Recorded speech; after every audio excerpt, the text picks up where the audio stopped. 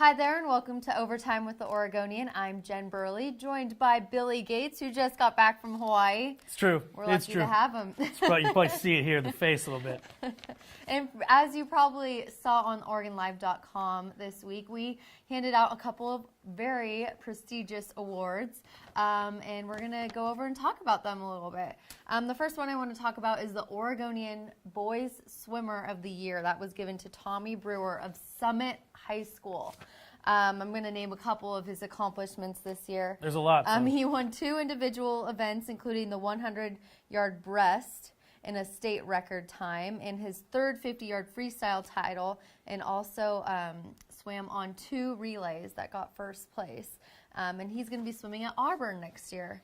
What do you think about the selection? He got my vote, and I mean, it'd be hard pressed to find a better swimmer than him. I mean, he is just far and away, 12 state titles in his career, 4 this year.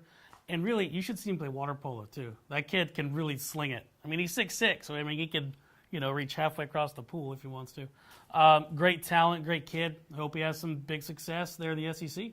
Yeah, congratulations, Tommy, and it was a pleasure watching you at Mount Hood Community College at the state championships this year. Now, over on the girls' side, the Oregonian Girls Swimmer of the Year is Ellie Thornberry of Century, and she also won 2 individual titles at the state 6A meet, and her team repeated as Class 6A champions. She won the 200 freestyle and 500 freestyle, and she also swam the anchor on 2 of the legs of the relays.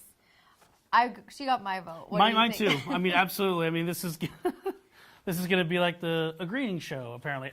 But no, I mean, in all seriousness, I mean, she was the Oregonian Girl Swimmer of the Year last season as well, and there's a reason for that. She's incredibly gifted. She's a great swimmer. She's a great kid. I mean, we're kind of sound like a broken record here, but I mean, it's true. She led Century to their state championship, and I mean, she's why they won it. Yeah. And she's fantastic. She's going to BYU next year to swim. Yeah, no surprise there, but she's the real deal. Oh, absolutely, yeah.